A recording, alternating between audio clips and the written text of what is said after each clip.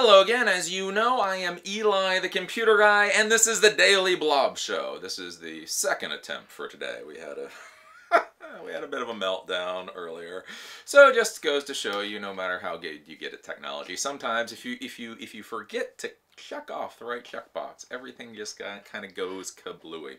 But anyways, to the Daily Blob Show, the entire point of this is to try to show you guys what is going on in the real world of technology. There are schools out there and there's certification programs that do a fine job of teaching you how to do things like configure servers, but very few people talk about why you install the servers in the first place, why you choose Linux over Ubuntu or over Microsoft or any of that. And that's what I'm trying to do here in these Daily Blob shows, is try to explain to you guys the real world of technology. Now, one of the ways that I do that is by bringing people in to do interviews. So we had Ron Schmelzer before, the founder of Baltimore Tech Breakfast, and today we have Ed Mullen, who is the executive director of Baltimore Robotics Center. Say that 3 times fast. And I've brought him in to talk about how he created the center and what it's about. So basically, it's kind of like a robotics clubhouse, a robotics gym, where high schoolers and such can come in and play around and compete with robotics. And this is his brainchild that he was able to take from beginning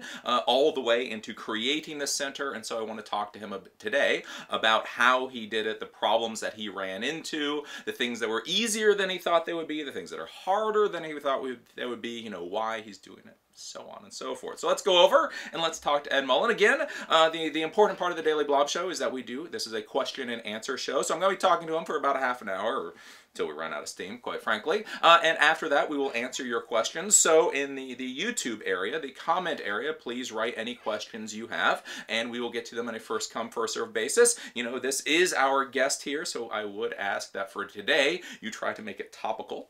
For what he would actually know. You know, doing completely random things is absolutely a-okay normally. Just today, kind of sorta make it topical. But anyways, let's go over. Let's talk with Ed and learn about the Robotics Center and how you can try to create one of these things in your own neck of the woods if you want to.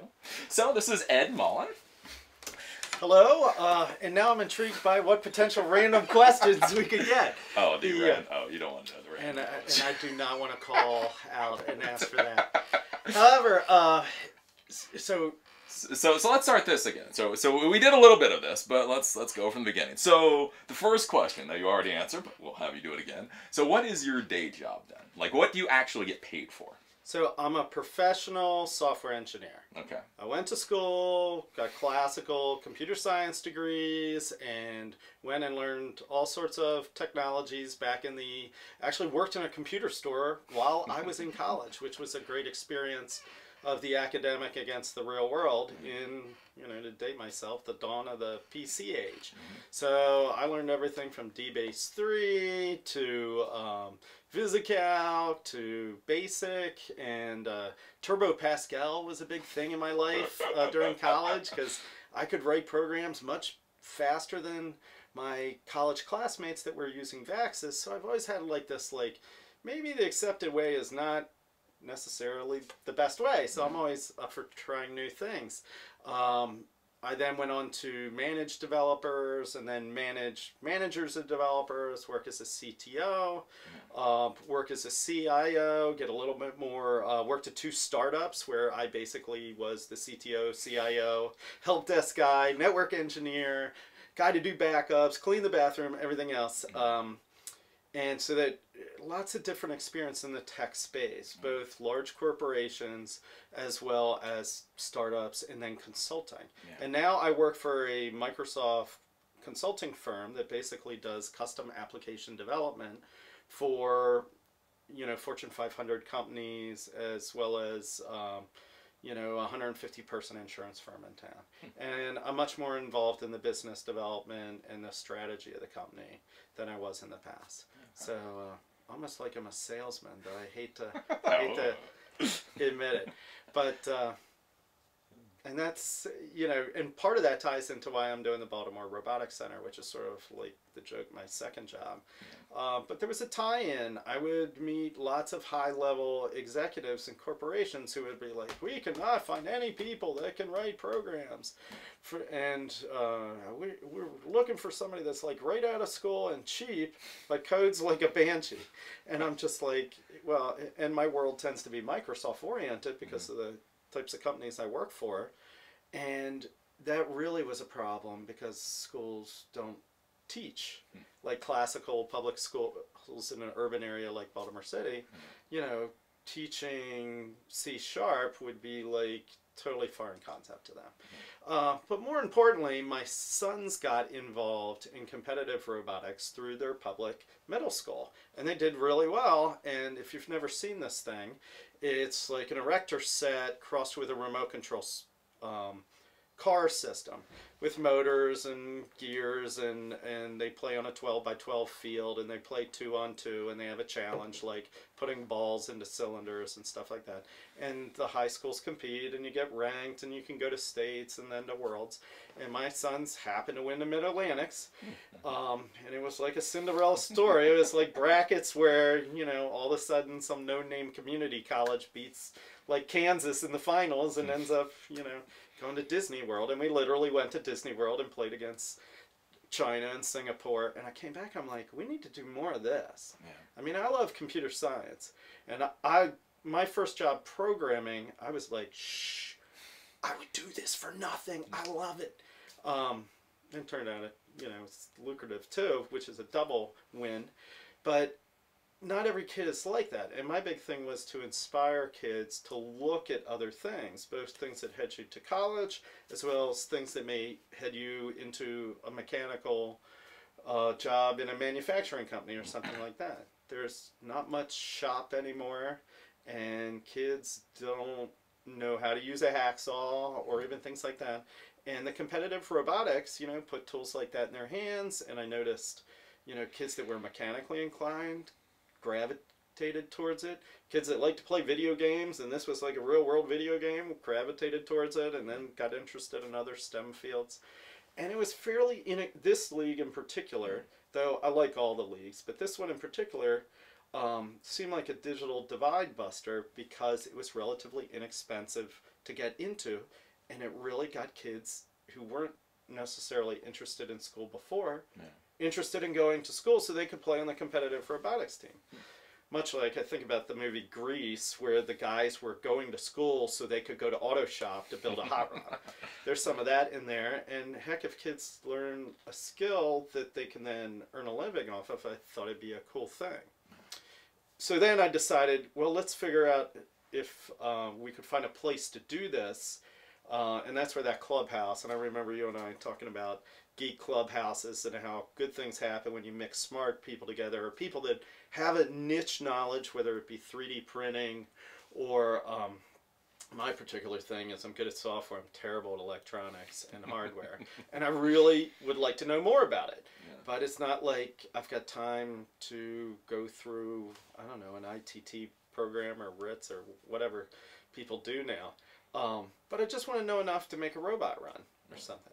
So that was the goal, and I kind of, during the course of my day job, kept asking people, you know, do you know anybody that's got like a big warehouse they're not using?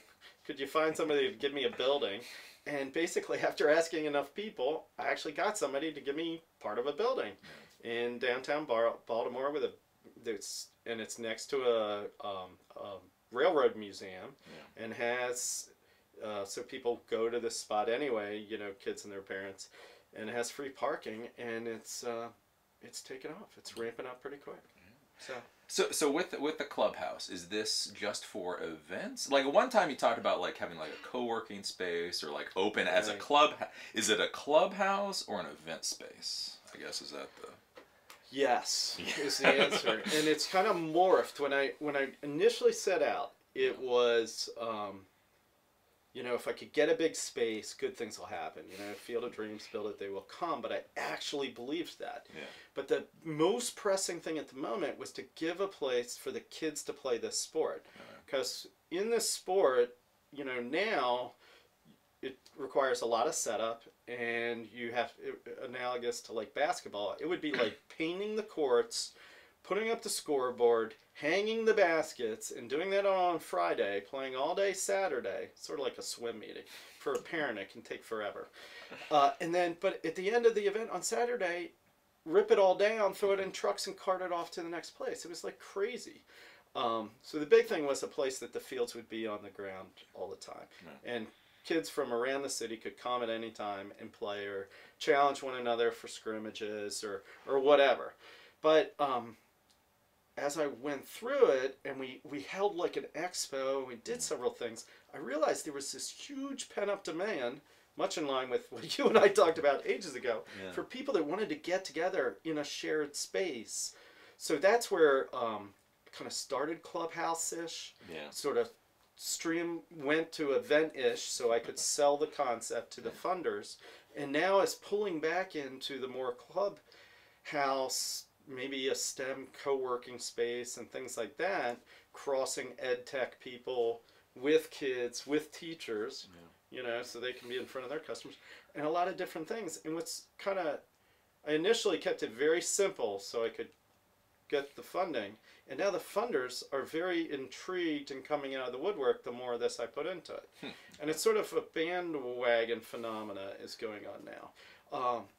But I don't think people really understood what I meant by competitive robotics gym, yeah, to begin with. So, you know, once they saw it, yeah, and they saw it working, they were like, okay, now I get it. And can we, you know, do professional development there and, yeah, teach teachers how to teach programming? Yeah. And I'm like, sure.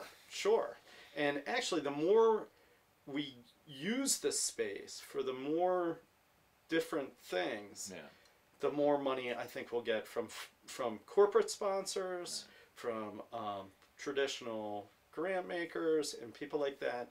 And there's several entities around Baltimore that I kind of like really indebted to help guide this process. Yeah. And part of this is selling concepts, yeah, as well as actually doing them. The technology itself is just one part of the puzzle. Well, I guess that's the question. So these leagues, so I think they're First and Vex, and there's other leagues, and these are already Perch, yeah.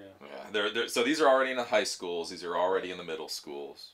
Look in your area, and there's already events. Right. So I guess one of the questions then is, doesn't the Baltimore County or Baltimore City? I mean, they got lots of buildings. They don't have any like facility like this already. Yeah, great question. So one of the things that I would encounter is people would be like, we don't have space for this.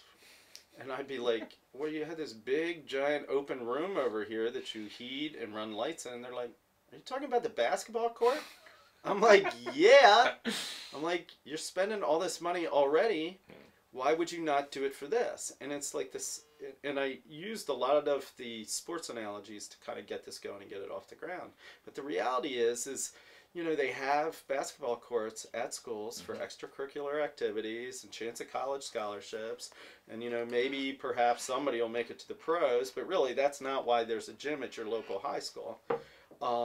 And it's just getting people to think of competitive robotics in that way, yeah, because it has all those benefits. After school activity, you know, idle teenage hands are not a good idea. I was once a teenage boy, and I was like, not a good person to have idle, because then mischief occurs. But the best part about this is, unlike, you know, sports, and there's a real job at the end of it. Yeah, no. So it's really the type of thing where you have to create a sea change. The other part is, in urban areas, you don't have those facilities. They are not paying to, you know, line a football field anymore, and Parks and Recs are shutting down. And particularly in Baltimore, there had been a series of rec centers that they just shut down. Yeah. So whereas the kids were coming after school to play basketball and do activities and stay safe, now they had nowhere to go. Okay. So in Baltimore, several people had said, well, why don't you just grab one of those and set it up a thing? They're not actually big enough. Huh. And they tend to be focused on a local community. And I'm like, I'm trying to do the opposite. I'm trying to be like that mega basketball gym in a city where the top teams and the new coaches and the newbie kids can go to one place and the best of the best are learning, and where good coaches and good players are around and there's mentoring and everything. And that works in sports, and I think it'll work in this. And it's essentially a venue. The leagues exist outside of me. I try to help them, but it's just a venue. And I was making this analogy the other day with the Ravens. I'm M&T Stadium. I'm not the NFL. That would be, you know, RECF, which is the VEX League, or First, or whatever. And I'm not the Ravens, which is, you know, that's supplied by the teams that the schools run, or the 4-H run, or the Boy Scouts run, or whatever. So as the venue, I really don't have that many expenses other than the building and security and a few things like that. And I like that. One of the things with running one of these things is you have to make it sustainable, and you have to know what's expensive and what's not expensive and choose wisely. And I think this model will work. So far, it's off and running, and actually revenue generating things have popped up where I didn't really think they were before. And like, for example, this upcoming weekend, this group called Future Makers that teaches, you know, or exposes really young kids, like 8-year-olds, to sort of geeky things, like, you know, for example, at our last event, they took a cup, put 2 straws on it, and a magic marker with some duct tape, put a little battery-powered motor at the top that had an offset weight made out of a glue stick, and what it made was a marker bot. And they turn it on and put it on a piece of paper, and it would scroll around, and oh my God, kids loved it. And they learned how to, you know, they made it themselves. And they're like, look, Mom, I made a robot. And that's where all this stuff starts. So when you start talking about, so like you want to be like the stadium, so how big is your facility now? Is this Clubhouse? Good question. I should know. About 5,000 square feet. About 5,000. But that venue, when we first started looking at it, it was about 17,000 square feet.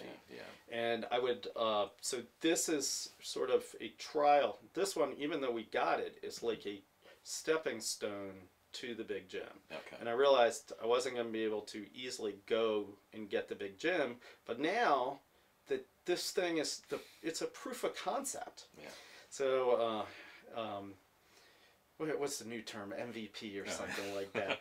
We rolled this thing out, and people saw it, and they're like, now they're like, hey, I got this big building over here, and you could do it there. So it's I'm still hoping to get all 17,000 square feet in the current location, but if this thing grows out of this space, or if, say, for example, the school system wanted to like run the event space, I'd be all about that. But I think what the co-working part and the Clubhouse part, we have more than enough space to do that sort of goal.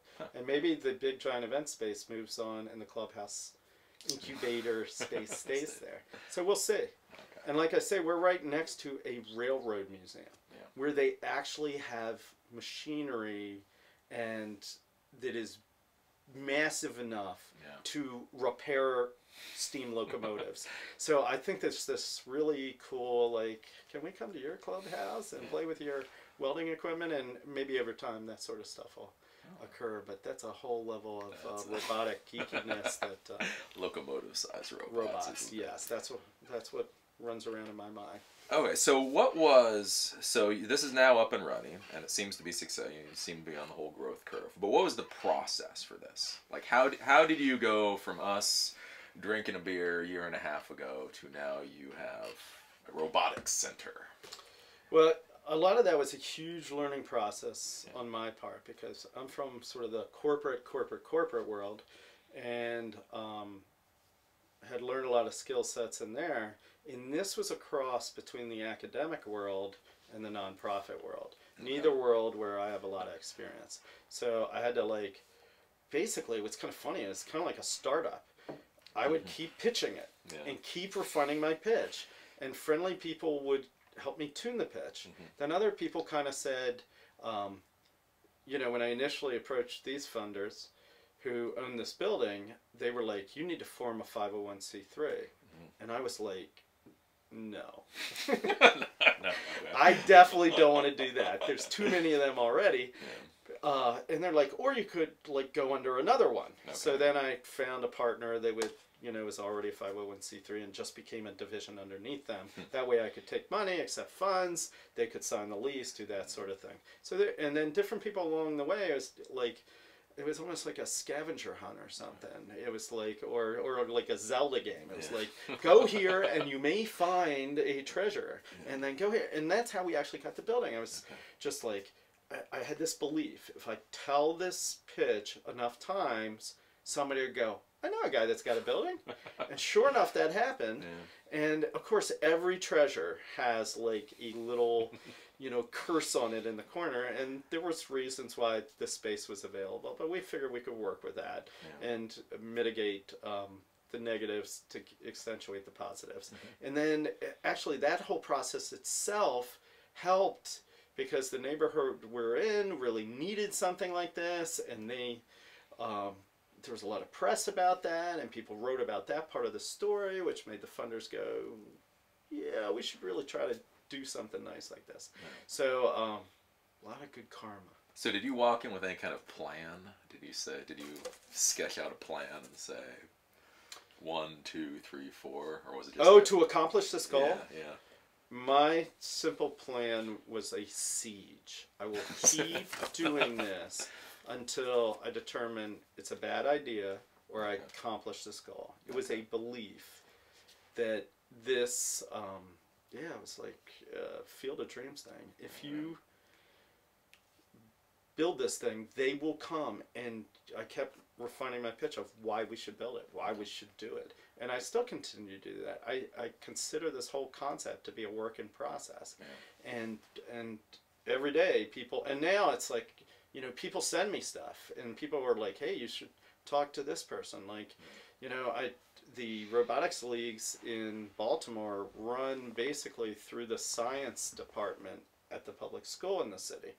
And it turns out that's not real connected to the people that are in the vocational side of things that actually, you know, might be very interested in the robotics center because it's a place they could teach network engineering, or kids that are interested in robots and programming them might be interested in getting Microsoft certified and get a job. Yeah. So, you know, and it was very strange how those connections, I'm a big advocate of social networks, whether they're electronic or in human form. Yeah. And that's, if I had a plan, it was tap my social network and see if there's a solution to this problem there. Oh. And be flexible.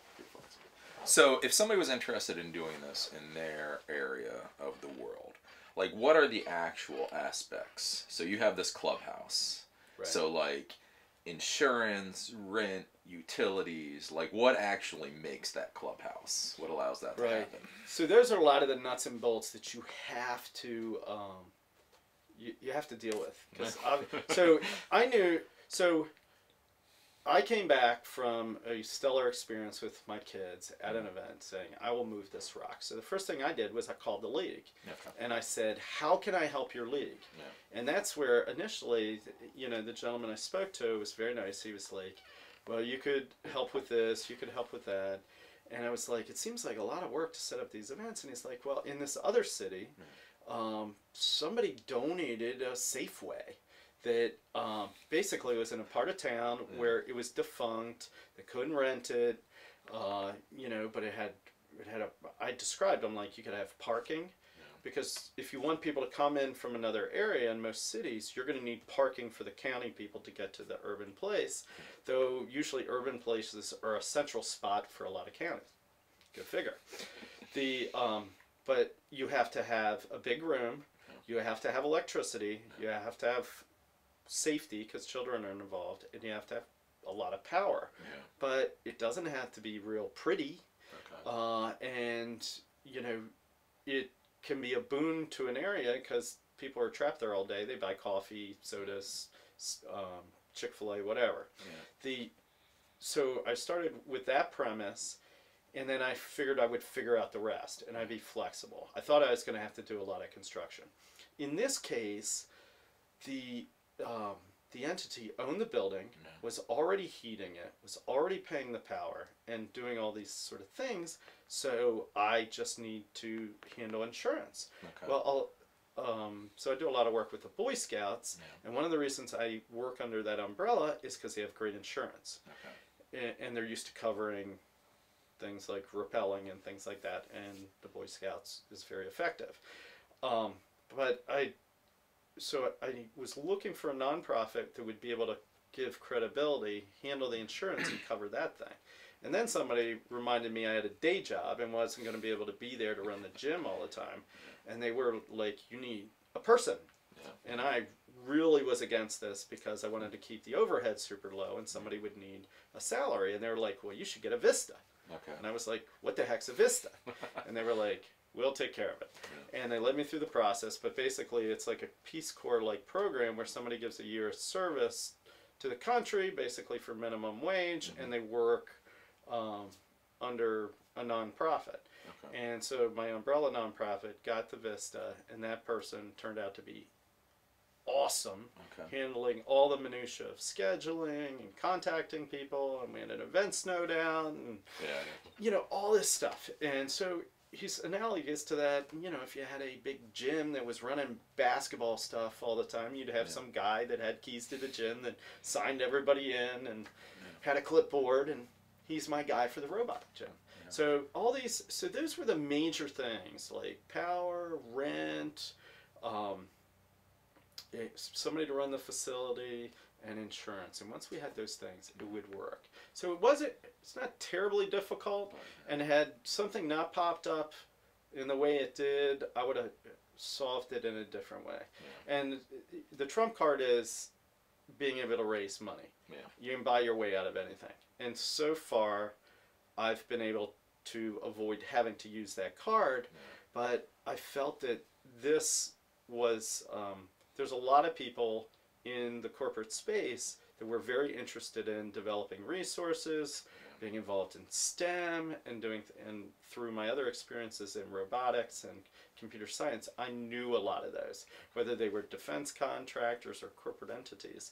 And I believe that even if you didn't have benefactors like I've had, you could potentially get large grants. Okay. And we'll probably do a bunch of that in the upcoming year to do bigger things, to be able to buy robot kits, which are fairly expensive for an individual, for people to take it up to the next notch, or to pay for registration fees for leagues so that they can go to just, you know, a lot of teams, even if they won a chance to go to the World Championship, it would be expensive for them to go to Anaheim or Orlando.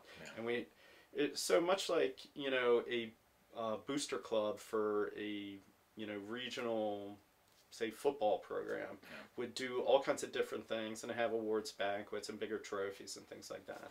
We'll try to continue to push the edge, and also try to get kids directly out of the gym into internships. Yeah.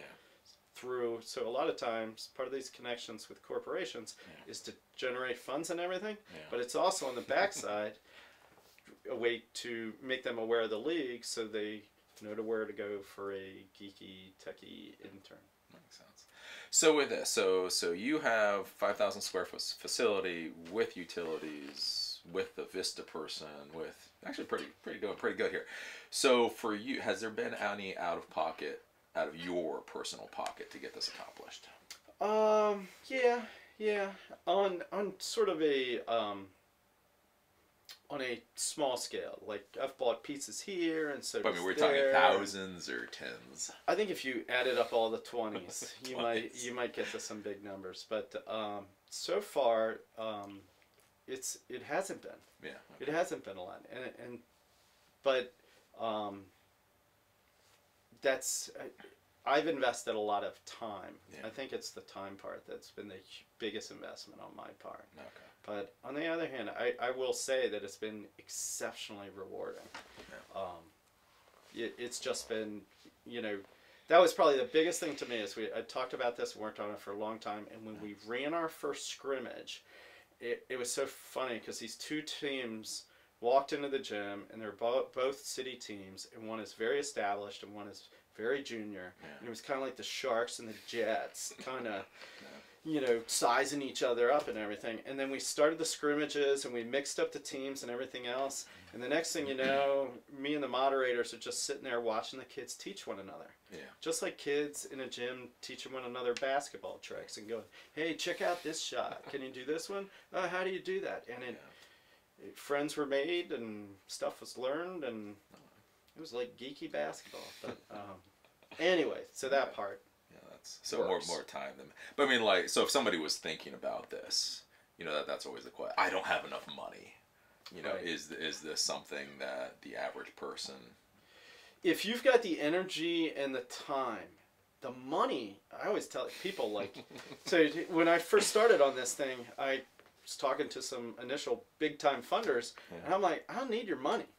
Just give me a building with power, insurance, and safe parking, and I'm good. Okay. And then some of the nonprofits are like, you can't say that out loud, because they will think you're crazy. That's so out of model for a nonprofit. And I'm like, well, the league does this. It's really just a venue. And it was actually easier to get people to give me money than to give me a building, because it was kind of out of model. And I'm like, you got to think differently. And in many urban areas, there's tons of buildings. And they lay empty or underused or just like poorly used. And it's, if we can get better at doing those things, there's plenty of money out there for STEM education and for STEM grants and things like that. I happen to be on the board of a art nonprofit as well, and I'm like, their world is like, nobody wants to pay for art, or it's much harder to find people to sponsor a art gym than a robotics gym. So I count myself lucky. I'm not. It's not like people are driving armored cars up and dropping out gold bars. But I think it's much easier to do. But it's not. Okay. Yeah, but you have to be good at explaining the benefits. But then people intrinsically know that there's going to be a lot of STEM jobs, and we need to generate more STEM-oriented people. Okay. So, and if you can go, this does that. It's not about working in a robotics factory, that would be nice. It's about somebody gets charged up about this stuff, stays in school, and then comes to work in your manufacturing plant and is smart enough to work his way through college and be a foreman one day. Through, just like you can tell kids that play sports and are dedicated and show up every day, great attitude, you can see that in both gyms. So when he's talking about STEM, it's an acronym, I guess. Science, technology, engineering, medical. Math. Oh, it's math. Math. Okay. It's sort of and people are like, why do you use that label? We like STEAM, where you add art or agriculture into it. I like the ag, but and it's just a label that makes it. You know, there's funders that are like, are you doing STEM? And it's like, yeah, we're doing STEM. So they put you in the STEM bucket. And to me, my saying, and I may get T-shirts made, is there's more to STEM than S&M, because there's so much stuff in classical school and academia, and they're like, we're doing STEM, and I'm like, that's really the same old science that you've always done. And when kids and agencies are talking about STEM, they're talking about the part that we're not doing well, which is really programming, high tech, and engineering. You know, kids don't know how to use a pop rivet gun or drill a hole straight, and that's sad. They don't know how to take the lug nuts off their car. You know, and why you would not use a crescent wrench to do that. But anyway, so and I don't mean necessarily engineering on a super high rocket scientist level. I mean, like, you should see these kids that build these robots with a robotic arm, and the first time out they put the arm back and the robot follows over on its back, and it sits there, and then they go, huh, that physics, and they don't say physics, but, you know, I know, you know, the momentum and counterbalancing and center of gravity. Suddenly they're like, oh, that's how it happens. So anyway, yes. So okay, so you've been doing this project for a year and a half. And so, not getting snarky, we've talked about your benefactor a little bit. But one of the questions is, like, you thought you were really excited, you thought you had the space, everything was going like Field of Dreams. Right. Until about a week before everything was supposed to open up, or something along those lines. So, with the problems that you ran into, because he did run into some problems. I don't want to get snarky down the path, but you did run into some problems. Right. Do you feel those problems were, like, whose side? Were you naive, like, walking into it? Or was it just like, wow, this is... What? I was naive about it, but the other part is, if you go off to do this, and in 2020 hindsight, and it's so hard, is this was so easy in that point, and it was so perfect that I did not have plan B and C going. And generally in business, I always have like plan B and C and contingency things, and I kind of got a little enamored with the whole thing. And it's not my day job, so I think cut me a break, man. I do not. But the other part is it's classic persistence. Mm-hmm. If you go after this stuff and you're very Pollyannish about it, and you think everybody's going to help you and understand what you're doing and everything else, no. That is not going to happen, and you're going to get strange. I'll tell you, one of the strangest things was not the person with the building going, hey, I got a paying tenant, I may not be able to do this, because that made logical sense to me. It was people who were outside, who were part of the league, but had a different agenda going, well, maybe we don't want to help you get that, because maybe we want to do it someday. And I was like, what? Yeah. I'm like, I thought you'd be all about this. I'm doing your job for you. And they didn't interpret it that way. No. And you, I don't know, in academia and in nonprofit world, they're like any place, is a lot of turf protection. Yeah. And that's my thing. And what are you doing in my thing? And you might get my funding. And the other part was this concept of it's a pie. Yeah. And if you get a slice, then my slice might be smaller. Yeah. And I question that whole premise. Yeah. I'm like, it's not a pie at all. Yeah. The more we do of this, and the more successful we all are, high tides raise all boats. Yeah. And they will dump more into it. Yeah. If suddenly tons of NBA scouts were hanging around Baltimore City gyms, then they'd build more gyms, not like, because more kids would be going into it. But you have to be, that was probably the biggest thing, was when that stuff is going to happen. Okay. And it's just like, be ready for it, don't be discouraged, have a siege mentality if you want to do this. That said, if it's too hard going in this direction, like a startup, you may want to pivot in a different direction. So you're going to have your own judgment on that. Now, a little more of the brass tacks. So they were saying you should be a 501c3, or you were told. So you decided you kind of lashed on to another 501c3. They did say we can't lease it unless the person that's going to sign the lease has to be a nonprofit, a real nonprofit. And now I've dealt with people who've created 501c3s, and those can be a bugger, and you guys need to get a lawyer. Blah, blah, blah. So that's really horrible. Now, curious, if you just kind of latch on as a department of a 501c3 or whatever you're doing, how hard is that? It's not hard if it's a good match. Okay. And that's easier said than done. It's sort of like a business partnership. Yeah. It's like, and of course you have to run under their rules or their stuff. And if it's a good match, like mine is, that's not hard. Yeah. But if and I would say probably the biggest problem is if you're going for grants. Yeah. I may want a grant, and they may want a grant, and now we're both trying to get the same thing, which can cause like a problem. Okay. But I think that I wish,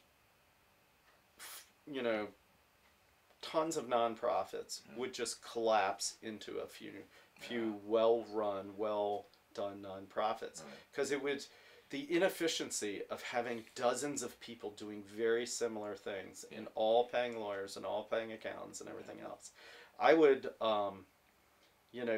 I would get out of this in a moment if I saw somebody that was taking this on and doing a better job of it. My thing was to be egoless about it, whereas some people really like to be the executive director of something. It's like being the president. And it's like, well, you know, that mission isn't needed anymore. They're like, I got a new mission. and me, I'd be like, oh, it's not needed anymore. Woo! I can go back and play with my own stuff.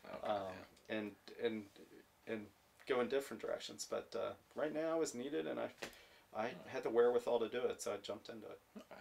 And then with so like, I believe in them enough. I've donated to you, but I've donated to them. So how do you make sure you, like, how is that money divvied up? Is there any kind of contract? Is it a handshake? Well, how do I know it's not going off to buy, you know, coloring books? I took yours and I went to Atlantic City, and I was up for a while, and then so actually, a little known fact, there are nonprofit entities that exist for people like me to umbrella under, and many of those take a percentage. And I didn't realize this, and at the beginning of the equation with the folks that I work with, they were like, well, we won't take a percentage. And I was like, well, that's great. I wasn't offering you one. And I didn't realize that it was that was a great gift of taking on the overhead and everything else, and just kind of keeping a side ledger of this one came in through the Robotics Center, thus the little till of Robotics Center money. And it's like 100%. Oh, interesting. So you can do this, and sometimes they'll take the donations for you, but take their little 10% or 5% as well, or they do it just like we did it, and it's like a assumed gratuity or whatever you want to, or fee on the transaction. And I never even thought about that part of the equation, but it's kind of the more I hang around the nonprofit world, there really is a nonprofit does not mean people are not making a lot of money. And you know, that's why you should always research a little bit into it. It's much easier now. There's a lot of different ones where you can see per dollar. Like in my case, I don't get paid for this, and my other volunteer is paid sort of by the federal government, and I'm getting all this help from another 501c3 that likes me. So any dollar somebody gives me currently right now actually not only goes to nonprofit, but I, in a way, match with, you know, 20s for pizza out of my pocket. So we're sort of on the other end of the skew, whereas in some nonprofits, you know, the executive director alone pays the salary, and that gets people upset when they find out that the executive director of, you know, some nonprofit is making, you know, $500,000 a year. They're kind of like, what the heck is that all about? And I question that as well. But anyway, it's kind of interesting on this whole thing. But we kind of have a very unofficial way of doing it, because they really don't want to advertise. I'm sure that they're being that nice, or everybody would flock over and stop using the 10%ers. And, you know, that may just be the thing where they kind of, you know, at some point pushed me out of the nest when I can fly on my own, and got enough coming in that I can pay the lawyers and everything else. But they felt this needed to be done, and that's why they did it. Okay. And then, so, like, with 501c, so you have the Vista. So you just call them a Vista. Like, what actually is that? Because, I mean, it's like one of those things you vaguely hear about, but... Yeah, AmeriCorps runs this program where people decide, usually it's like after college, and they get, and I would be terrible at giving you, this is why I needed people to know how to do nonprofits, like all the different pieces of applying for them and what they can do. There's like, for example, a soup kitchen could ask for a Vista, but that person, the way I understand it, cannot actually ladle soup. He's got to help the mission of the nonprofit, not be hands. He's got to work in the business, work on the business, not in the business or the nonprofit. So it's kind of limited to that. It can't be like politically oriented. There's a whole bunch of different. But this guy's a full time, like a 40-hour a week employee for you. Yeah. And then, so do you pay anything for him? You don't pay a dime for him. I try to buy him pizza now. You're big on pizza. Yeah. Pizza. Yeah. I'm like, I feel, you know, in a way, you know, really smart guy. Yeah. Really, like, you know, I know that he's going to do big, amazing things. Yeah. And when I think about it, he's making this poverty wage during this period. Yeah. And during the government shutdown, certain Vistas didn't get paid at all. So here they are, and they agreed to get minimum wage or some pathetic amount per hour, and they based their rent and everything else on that. And because the government shut down, they basically couldn't even afford to be a Vista. And I don't know what happened in those cases. Luckily mine, because the program he was under, he was getting paid through that period. Or I would have figured out some way to pay him, because, I mean, he, you know, it's these... in a way, it's like, you know, going into the armed forces or something. Yeah. You're, you know, worth a lot in the private sector, and you're deciding to do this thing, so you're kind of giving of yourself in kind for working at this wage. I know this guy, you know, he's got a degree from a major university and lights on. Yeah. He could be making serious coin somewhere. He's decided to do this for you. Yeah. Oh, cool. So. And the final one on the Clubhouse itself. So the Clubhouse is near a methadone clinic. I mean, it's Baltimore City, which means probably everything's near a methadone clinic. Now, especially because, I mean, that's one of the things. If you want cheap land or for free space, it's probably going to be in a curious area, especially in the city. So since you have like if you have adults, you're an adult, deal with it. With kids, so what are the security concerns, security precautions? What hurdles do you have to jump through? Have you jumped through? Do you care? I don't know, because of the security. Right. Yeah. So, I would not advocate, this is not an advertisement for looking for methadone clinics in your city to run a thing. Do not consider this way. Yeah. But our initial mission was to run events on the weekends and do after-school programming.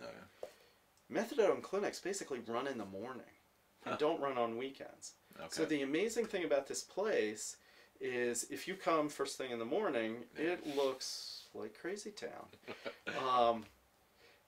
You come on like a Sunday or something like that, it looks like part of the tourist area that's been deserted.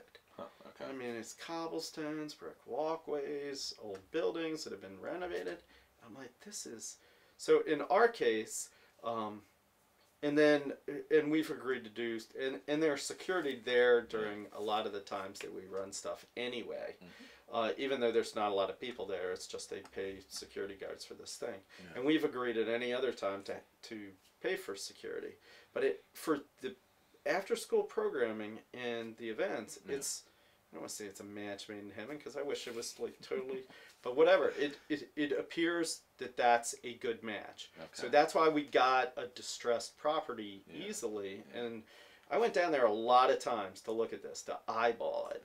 Yeah. But then here's the problem. Because it's been successful, people want to run summer programming there. Like the kids are out of school, we'll run summer camp in your place. And I'm like, heck yeah. And then I'm like, ooh, no. You don't want to drop kids off here at 8 o'clock in the morning. So is this all, like when you talk about like bringing in security for events or any of that, is this all your ethics, your morals, or is this some kind of regulation or imposition from... Well, we believed that we needed to do something like that. Yeah, and we're intending to, but and it's not a regulation that I know of. Okay. Could you just have kids by, hey, look, methadone people? Yeah, because it's a hospital. You know, it's run by the hospital system. Yeah, it's not like, but the hospital system actually asked, because they're involved as a major leaser in the property, that we would do this thing. They were the ones that were like, look, we want to make sure that everything's good, and let us know. And what's kind of weird is in that area there's a lot of different things, and the actual methadone clinic folks are the most responsible and the most, you know, security, and they're associated with the University of Maryland medical system, so they do work very hard on that part of the equation. Okay. So, yeah, you know, It's a concern, but you're not forced. And I'm not advocating going out looking for meth clinics because they have an inverse hour thing for doing this. In a best case, you would find a distressed Safeway that had nothing around it, and somebody wanted a tax. I thought somebody would do this to get a major tax write-off. I see. This thing rents for right now I can't rent it for anything, but in 5 years the neighborhood's going to come back or something's going to move in. I just need to, there's actually a space in Hunt Valley, Maryland, which because it was like a second tier one, that Ray Lewis, I don't know if you remember this story, was going to renovate this big part of the Hunt Valley Mall. It's like this open thing, and it was like stalled, and I'm like, man, I could run it in there for like 3 years until they work the developer stuff out and then leave out of it. So that's what I thought it was going to be. And so if somebody wanted to do this, I would look for something like that. I would not. I think it personally would be cool to get a old, warehouse from the industrial age and renovate it. But the nightmare of asbestos, lead, and then if you cure all that, there's still a bear to heat and to secure. And even though visually it would be cool and it'd be monster sized, unless somebody, and who knows, in an area like we live in where you have large entities that have airplane hangars and things like that, so I'm always kind of like, don't speak too fast on this. And then I guess the final on the Clubhouse thing. So why Baltimore then? Because you're a Baltimore supporter, even though you're like me, you don't actually live in Baltimore. Right. And all these leagues, I mean, they're everywhere. So you could have done this in Catonsville, which is outside. You could have done this outside of Baltimore. Right. So it's Baltimore. Like, why? What's the support for Baltimore? Just what's your thought on not doing this in the county or something like that? It's really about the kids. Yeah. The kids I would meet so many really smart, really passionate, energetic kids in Baltimore City. Not that the kids in the county aren't passionate, but the kids from the city were like so hungry. Yeah. And they could be succeeding in many different ways, and they didn't. It would be like seeing kids that really wanted to play basketball and had no courts, where their courts were cruddy, and nobody was coming to see them play, and nobody was buying them jerseys. It's very much like, but out in the county, they were. So in this area, it was like where it would make the most difference. And then it was like hearing over and over again from major corporations, we can't find any entry-level smart kids. And I'm like, okay, can't change anything. But the biggest bang for the buck would be to create a bridge between these two. So as sort of naive and Pollyannish as that sounds, that's where it all started. And that's actually the biggest gratification of the whole thing is I honestly believe that is going to work. The kids are going to get much better at this sport by just playing together and having a field. But there's more. The more that I get into this, the more I'm seeing pipelines from this clubhouse to internships and to real workforce development. And it's coming back towards my computer science day job orientation of, like, for example, SharePoint, and I'm sure I'll get questions about this as soon as I say the word. In the Baltimore area, there is a huge shortage of SharePoint people. And many of the jobs do not require a rock star level of SharePoint knowledge. So my thought is that with some exposure, training, and what have you, you could easily create a small army of SharePoint-enabled people that could go off to corporate America and government. SharePoint is huge in government agencies. They could probably suck up every SharePoint-enabled high school graduate that that Baltimore City could produce. So, who knew? But and I tell you, if you don't believe me, go into wherever you're sitting, go into Monster.com or Dice, and put on like Maryland or Baltimore area, and then click the SharePoint flag and see how much that jumps the, like, you know, whatever the average software developer thing, and then you can add on, I know this and that. Yeah. Last time I checked, and I talked to a recruiter about this earlier today, SharePoint is the #1, you know, it's supply and demand. Yeah, that's... So, going to professional, and then we'll go to their questions then. So, I see you at a lot of stuff, and you have time to do all this. So this is a lot of work. So, how do you have so much time to do this?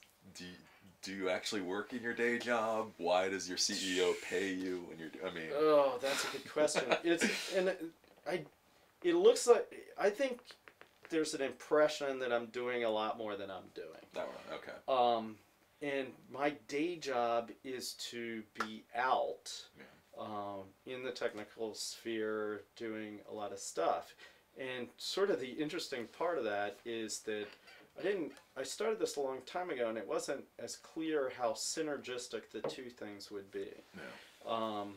But there's often times where I'll be talking to somebody about this robotics league or the robotics center through a connection that somebody in academia has given me to the head of IT at XYZ big company, and then he'll go, "What's your day job?"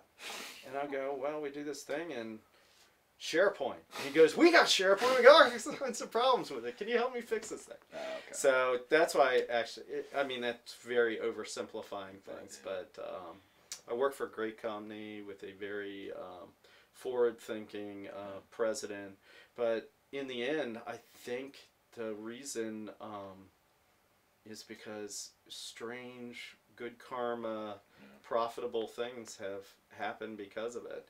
Okay. Sometimes I started off like ring announcing at these competitions, and I'll never forget, I'm standing there.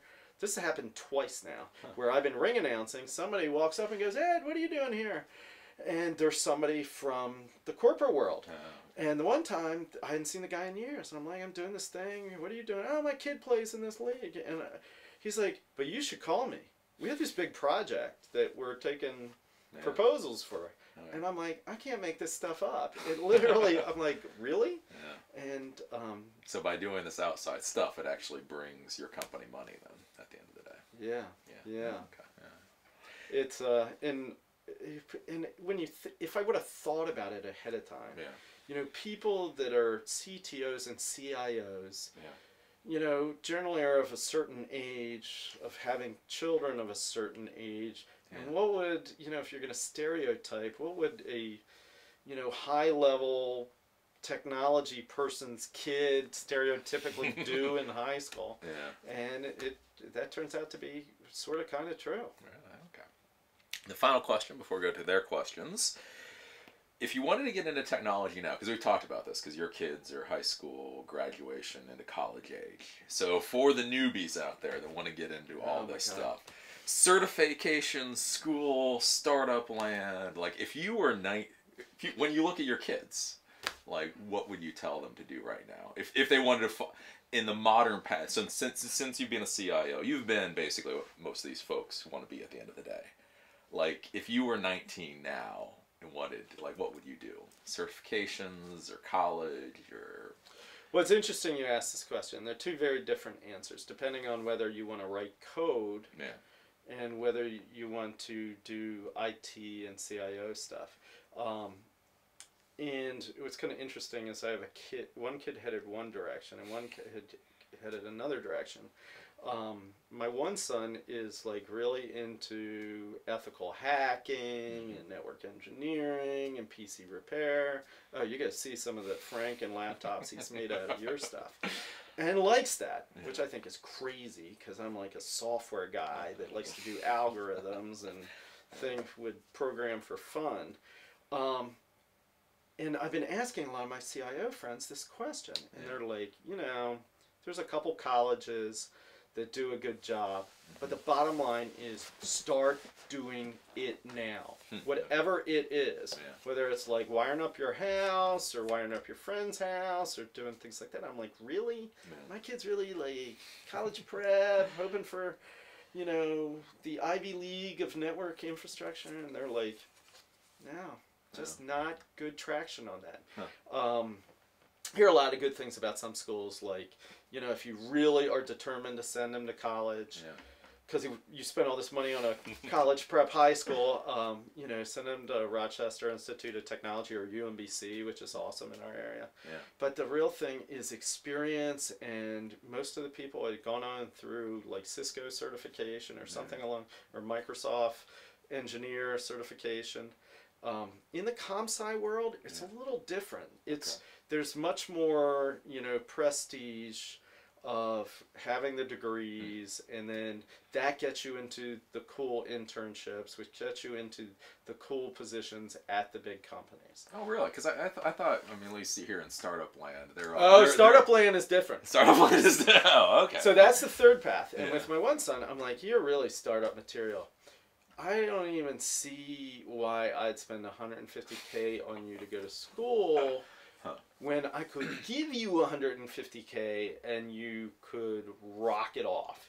You're wasting 4 years and $150K, and you're already coding and making video games and doing all sorts of bizarre things. I'm really struggling with this. Startup land is not, first of all, I would love to know the numbers, but in the Baltimore area, startup land is like super tiny. This is the loud majority, making people think it's much bigger than it actually is. The number of IT technology jobs in an area like Baltimore is mainly in healthcare. And I would guess that the biggest employer of IT people in this state is the University of Maryland Medical System. I believe they're the largest employer in Maryland. Oh, wow. Who would think? And then the DoD contractors are large, and most of them aren't headquartered in Maryland, but they employ tons of people in Maryland. These are all big, boring corporate IT jobs, and those jobs run like old Fortune 500 companies. You go up, you get hired because you went to Virginia Tech, and the hiring manager went to Virginia Tech, and there's all this network through that is, you're going to college to get a network and to get the credentials, so they'll take you into the program to get going. Is that fair? Is it logical? Have I met a million people with biology degrees running great software development departments? Yeah, but they had a degree and they figured out a way to shift over. So in the startup thing, I always, you know, I would say if you don't have a college degree and you don't have a mechanism to get one, that's no excuse for being successful. If you have the opportunity, I'm not sure I would turn it down. Because you always have that sheepskin, and it always, at least according to statistics, helps out. So it's not mandatory. So if you can't get it, you're not screwed. But if you can get it, might as well. Right. And I will say that in corporate America, you still have this thing where I know people that can't get promoted because they didn't finish their degree.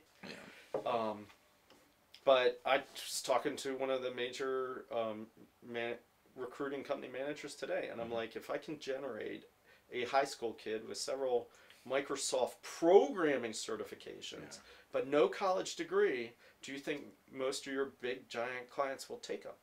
And they were like, in a heartbeat.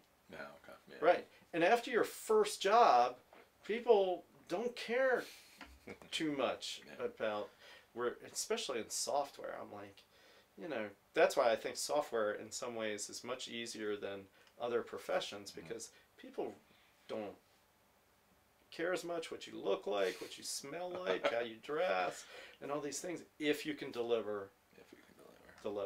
And, you know, but over time, as you do bigger and bigger projects, the people skills and stuff. Anyway. Okay, cool. So let's do our sponsors, and we'll get to some questions. Do you have some more time? We've been here for like an hour. Do you got some more time? Oh my God. See, it's easy to talk into a webcam. So I have time for some questions. Some questions. Okay, we'll get over to it. We'll get to our sponsors. Our sponsors what help pay for all of this, make it all happen. So let's go over to camera 2. So this is their website. If you're interested more in what Ed Mullen's doing, BaltimoreRoboticsCenter.com. That's a very long .com name. But anyways, Baltimore Robotics Center has all the information here. But if we go over to our sponsors, so Softera, Adaxes. So basically, if you are dealing with Active Directory infrastructure on a decently large scale, they do Active Directory management, Active Directory automation. Basically makes your life a lot easier if you're trying to deal with the Active Directory world. Adaxes.com. Phoenix Contacts, our buddies, they do industrial networking equipment. So if you want to put networking equipment into a factory, into an oil refinery, and do something like that, you're not going to use Linksys or even normally Cisco. This is the kind of stuff you will use. So take a look at Phoenix Contact. TotalSem, TotalSem.com. If you want to get your A+ certification, your Net+ certification, Security+ certification, they've got video training, practice tests, exam vouchers, all of that kind of stuff. Spiceworks, of course, our first sponsor. They have mobile device management software, network management software. They've got a free community they're trying to get more people to go on to. They've actually got like 4 million people in their community. So if you need help, join that. Spiceworks.com. Authenticate, so AUTHENTIC8.com. Their Silo. This is the best password management software I have seen anywhere. It's just, it's so bloody complicated to explain, but just use it. Just click the link below and use it, because if you've got Twitter accounts, Facebook accounts, bank accounts that you've got to deal, you've got to share that account information with other users in your organization, this is just the best solution. And then of course Veeam, V-E-E-A-M.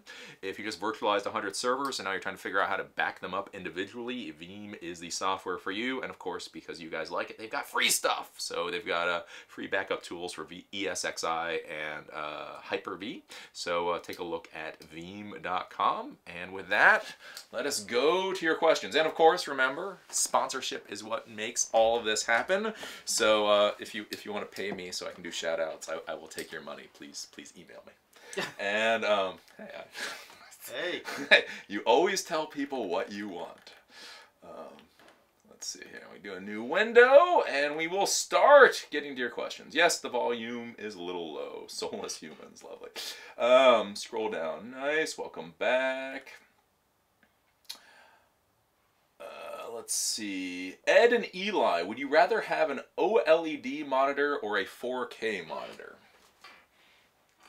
You want to do organic LEDs or the 4K? I would want the 4K.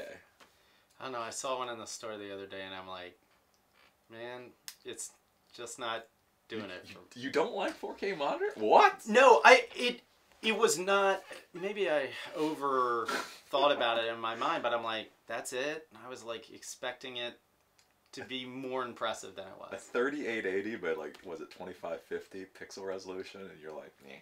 I'm like, it sounds cool. I thought it would. You know, when you first saw your first high definition TV, and it just, for me, it just blew me away. Yeah. I'm like, you were like, that's what I'm missing. Did you see it with, like when I went to CES last year, it was 4K TVs with 4K video. Maybe it wasn't 4K video. Maybe that's it, because it looks realer than real. It looks like creepy real. At least maybe that's what, you know, some of the HDs look creepy real, and I'm like, that's not what that's supposed to look at. Yeah. Like, I think I was watching Avatar or something on one of the creepy real ones, and I'm like, oh, this is a different experience, and I'm not sure I like it as much. Maybe I need to wear, you know, foggy glasses or something, but I don't know. In my big spectrum of things, I've got a few things ahead of that. Yeah, okay. That's awesome. What do you think about Raspberry Pi, BeagleBone, and Arduinos? How significant? Because, I mean, like, all the hobbyists are all like a flutter. Like you as the robotics guy. What do you think about those? I like it. And, you like it? Okay, yeah. So, like I say, right, the league and the robots we use in the league are not about me. They're about accessibility and entry-level things. Yeah. But what happens, like, especially, you've met my son, and so for kids that master that sort of thing, it gets boring. Because it's like snapping together Legos after a while in their minds. They still haven't mastered the strategy, the sport, and everything else, but they're like mastered the devices. And so, am I allowed to mention products? Yeah. Okay, so a friend of mine was like, you got to check out this Arduino Inventors Kit on SparkFun. Okay. And I'm like, okay, whatever, dude. So I take a look at it, and I happen to buy one. I'm like, what can I lose? If he doesn't play with it, I'll play with it.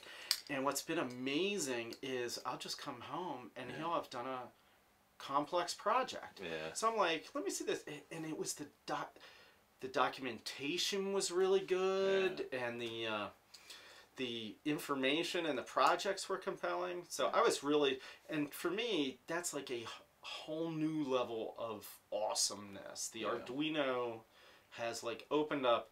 What stinks about the brains within the competition robots is they're kind of sealed, and they require expensive compilers, and they're limited in their design to make things simple, makes things very inflexible. As you know, I'm not going to say any Apple-related things at this point, but there's a benefit and a curse to being closed. Okay. I also think that having things like the Raspberry Pi, you know, bring price points and power down to a level that is just so extreme. We're going to see some wonderful Christmas order. I hope it's not all Christmas ornaments and holiday light displays being made, and some really cool, nifty things occur because of that. I think that, you know, just the drones and the drone-like things that are coming out of hobbyist basements because of having such cheap price points on these things. It's like a wonder. That and 3D printing create this, you know, I feel like it's back in the 80s, the homebrew computer club, and you know, Bill Gates and Steve Jobs are arguing about, you know, whether it should be BeagleBone or Raspberry Pi or something. I'm like, it doesn't really matter. It's the breakthrough of the price point. Now with that, because everybody talks about Arduino and Raspberry Pi, in your world, is there something else that's cool but people just aren't talking about? Anything along those lines? I don't know, there may not be. I'm just curious. No, I mean the coolness within in my day world or my any of your world, your world. There's stuff in the Microsoft world that is not good. Not good. where if like it's like Microsoft decided to make an Arduino, and and you can imagine what that looks like when it comes out. But then on the other hand, you have to give Microsoft its due. It does figure things out. The Kinect. You know what's so funny is people like beat Microsoft. I can't make hardware. I can't do this. And I'm like, how about the Xbox? And how about the Kinect? The Kinect is an amazing piece of engineering. And it's not like the whole thing was made from scratch at Redmond, but they did identify that this was the bee's knees, and it took like robotic vision. You know, you can imagine the, you know, Stanford's car that drives around, DARPA events and things like that. The vision system was like $150,000. Now it's $150,000. And it's better. I mean, that is so that's a cool thing that's going on. A lot of people mixing the different technologies, hooking up a drone, taking an RC drone and controlling it with a Kinect device through an Arduino. And then 3D printing a chassis for it, you know, for the trifecta. Let's see here. Depends on what you want. I'll tell you one of the coolest products I recommend to people if they don't know about it is Instamorph. I've never heard of Instamorph. See, there you go. It's something new. You'll look it up now. It's a pelletized, low-temperature melting nylon. Okay. So instead of 3D printing something, you take a measuring cup full of water and you throw a bunch of these little pellets in it, and it forms this silly putty that's clear nylon thing. And then when it cools, it's as hard as nylon. And you could, you know, you snap some car part off, like a car handle, and you're like, oh my God, Ford's going to charge me $60 for this. I could either 3D print one, or you go to the bottle of Instamorph, make up one of them. You've never...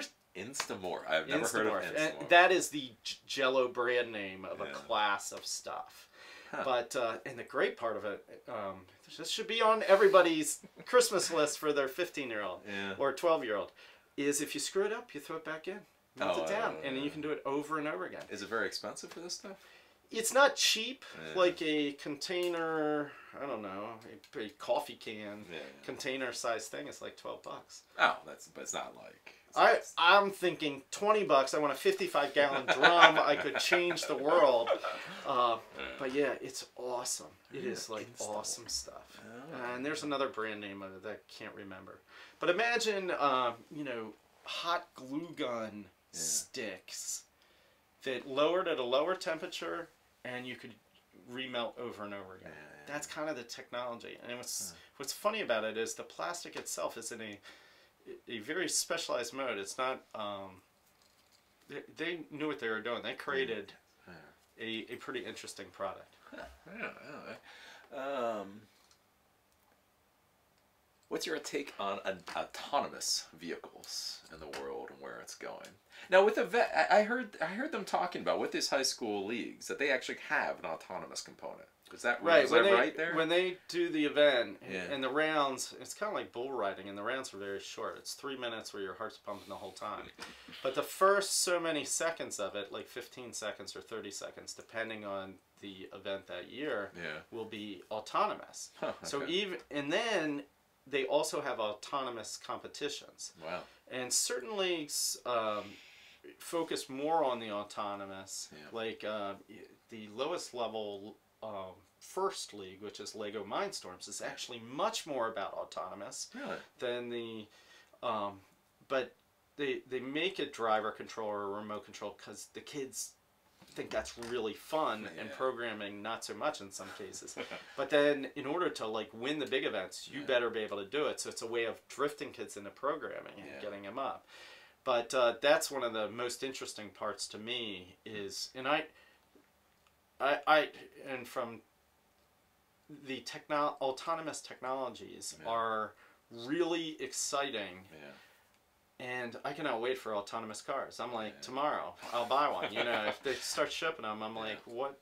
It will change the world. And it will be so much safer to be on the road once autonomous vehicles kick in.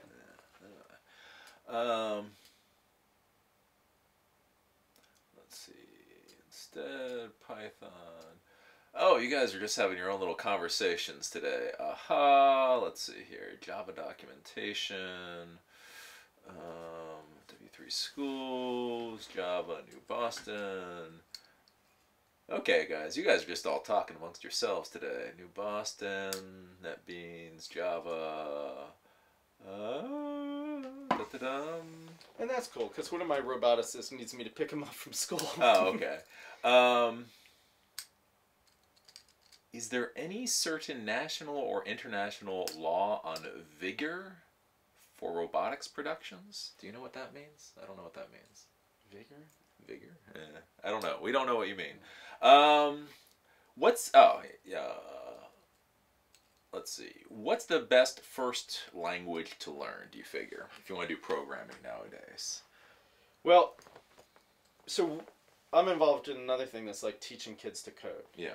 And I think the easiest way to learn a language, whether you're an adult or a kid, is to sort of use what was the old logo style Apple logo. You ever seen this? Turtle Graphics? No. I think I've heard of Turtle Graphics. I don't know. So the concept is you have a cursor on screen. In the old days, it was shaped like a turtle, and you would tell it, go 3. And because it was pointed up, you'd go 3. And then you'd say, turn. Oh, okay. And then do something. And then you do it 4 times and make a square, and then be like, oh, well, now let me teach it. And there was this whole set of teaching kids how to program. Yeah. And I think it was actually done best in that time period. And then people tried all these crazy ways. And I've looked at a million ways to teach kids and adults how to actually program as opposed to like doing a macro or something like that. I think that's the most effective way. And if somebody wants to do that now, I would recommend Google Small Basic. Pull down Small Basic from Microsoft site. It's a free basic. Has a whole set of tutorials around this Turtle Graphics thing and walk through that step by step, and that'll give you a very elementary, and basic is basic, whoever basic you're using, and most people don't program much in basic anymore, but that's a great place to start, and they'll learn the basics very quickly of iteration and if statements and looping and things like that. If you want to learn a real language because you want to jump right in. Yeah. I don't know. It depends on flavor.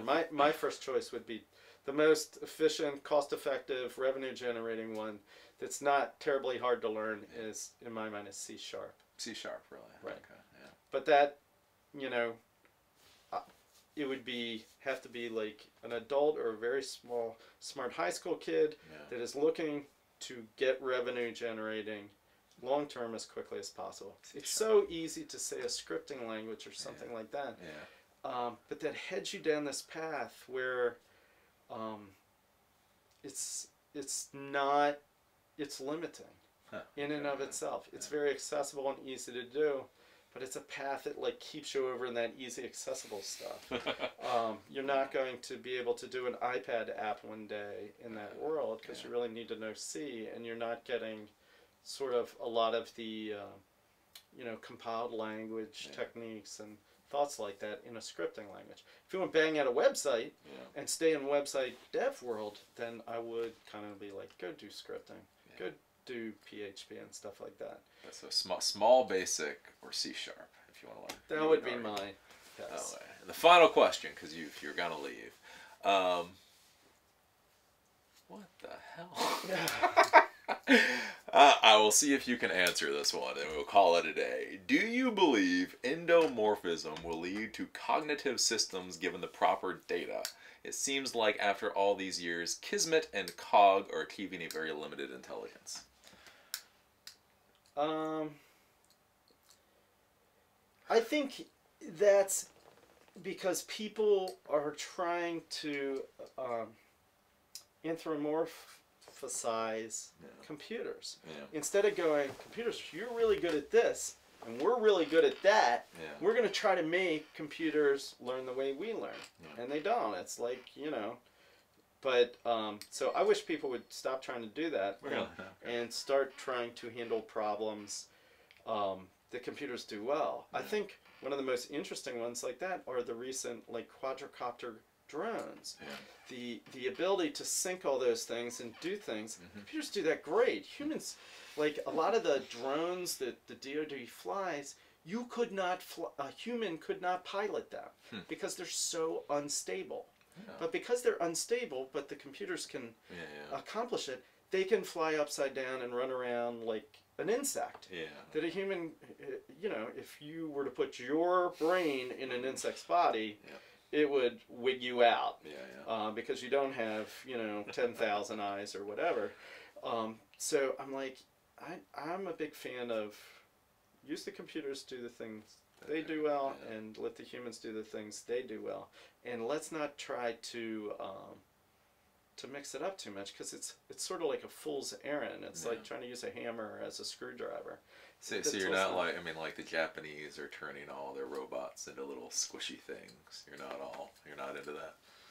No, I'm much more into getting robots to do tasks that people don't want to do, like scraping paint off a building or shoveling snow.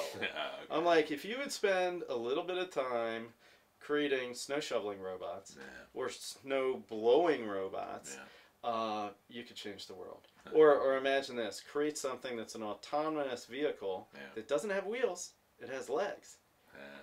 If you do that, you no longer need roads. You no longer need to do all this excavation.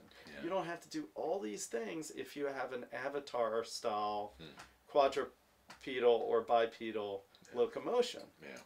And what that would do to the economy and the amount of money spent on roads and bridges and things, it would be mind-boggling.